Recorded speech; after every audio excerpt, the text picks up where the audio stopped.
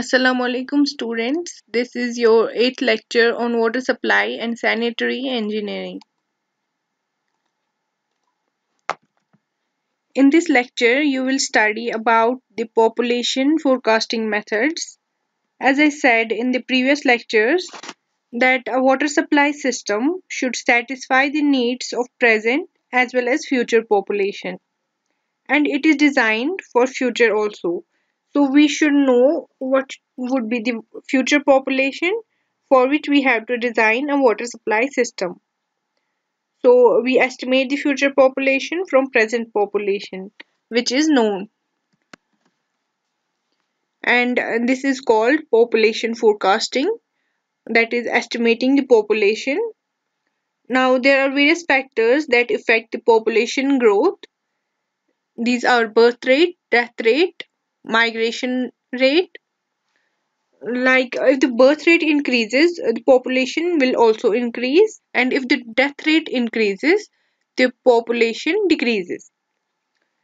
Besides this, there may be natural disasters, wars, earthquakes, epidemics that may affect the future population of any town. So it is difficult to predict that how would the population of a town change. So it's done by some mathematical formulas and graphical methods. Here is one of the method, the population growth curve. It's the graphical representation. It's a curve that shows the trend, how the population of any town or city increases with time. The curve is also called S curve or logistic curve, as the curve is S shaped.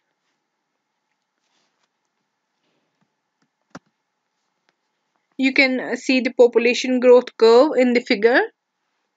It's clear from the graph that population increases with time, but the population does not increase indefinitely. Means it only increases up to a limit, after which the saturation value comes. That is shown in the figure. After that, the population remains same. The curve is S-shaped and is divided into three parts, as shown from A to B, B to C, and then from C to D. The first portion, that is concave upwards, that is from A to B, is the geometric increase curve, and it's governed by the equation dp by dt is equal to kg into p.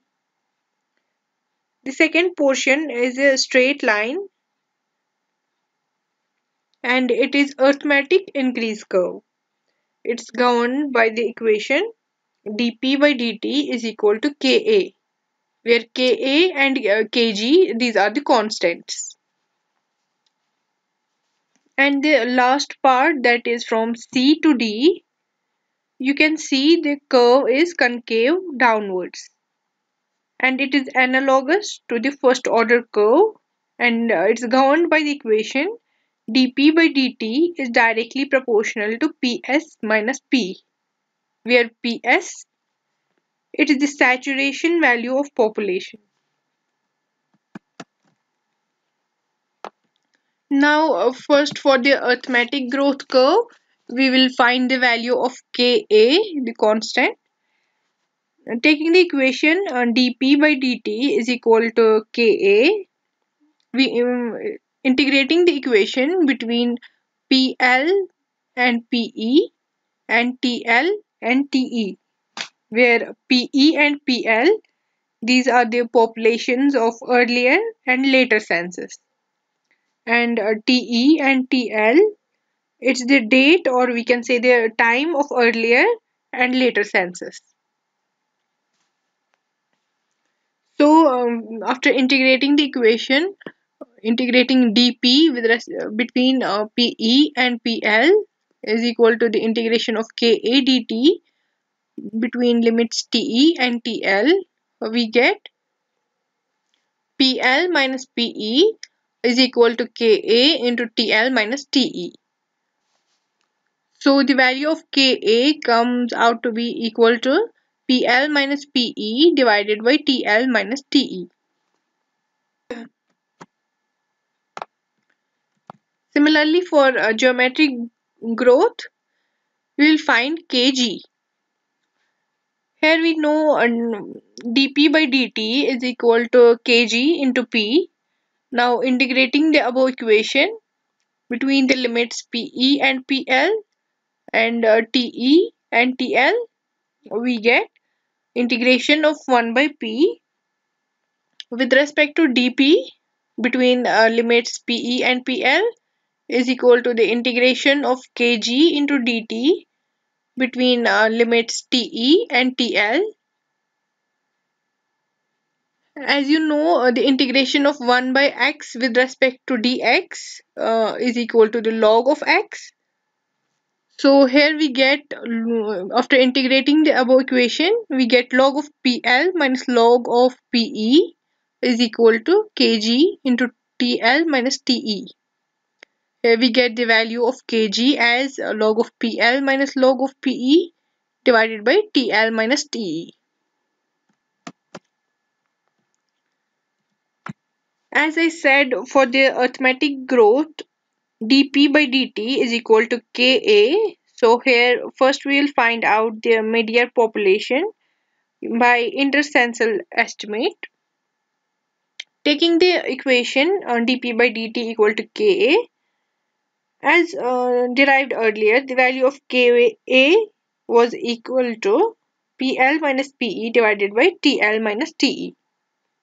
So integrating the equation between limits PE and PM and TE and TM, where PE is the population of earlier census and PM it's the mid-year population, and TE is the time when population PE was taken, and TM is the desired date at which we have to find out the population PM. So after integrating the equation, we get PM minus PE is equal to Ka into TE minus TM. As Ka, it's a constant and its value we already know. It's equal to PL minus PE divided by TL minus TE. So substitute the value of Ka in the equation we got after integration. Now we get a PM minus PE is equal to PL minus PE divided by TL minus TE into TE minus TM. So we get PM equal to PE plus PL minus PE into TE minus TM divided by TL minus TE. Now we got the PM, that is mid-year population, by arithmetic estimate. Now if we use post-censal population, that is instead of earlier population, we have to take the population and time of later census, that is PL and TL instead of PE and TE. Here now again we have to take dp by dt equal to Ka. We have to integrate the equation between the limits PL and PM and TL and TM. After integration we get PL minus PM is equal to Ka into TL minus TM. Again we have to substitute the value of Ka as PL minus PE divided by TL minus TE. We get the value of mid-year population as PL minus PE into TL minus TM divided by TL minus TE, where PM gives the mid-year population. Now coming on to the geometric estimate, as I told you in geometric growth curve, dp by dt is equal to Kg into P, or we can say dp by P is equal to Kg into dt. So for intercensal estimate, integrate the equation between the limits PM and PE and TM and TE. As you know that integration of 1 by P with respect to dP is equal to log of P. Substitute the value of Kg as log of PL minus log of PE divided by TL minus TE. We get log of PM minus log of PE is equal to log of PL minus log of PE into Tm minus Te by TL minus Te. Now finally we have to find out the post-censal population using geometric estimate. Again the equation of geometric curve dp by dt is equal to kg into p. Integrating the above equation between the limits pl and pm and tl and tm, we get log of pm minus log of pl is equal to kg tm minus tl. Again we have to substitute the value of kg in the equation and we find out the value of log of pm as log of PL plus log of PL minus log of PE into Tm minus TL divided by TL minus TE.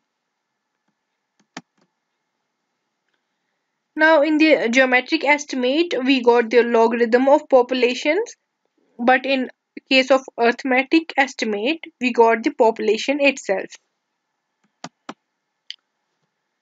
Now using the equation of PM, that is median population, that we derived in this lecture, we can find out the future population. But there is a limitation, that is we can find the population for the short range. If we know the population of last two censuses, we can find the population for long range. So for long range forecast there are different methods. These methods would be explained later. This was the end of this lecture.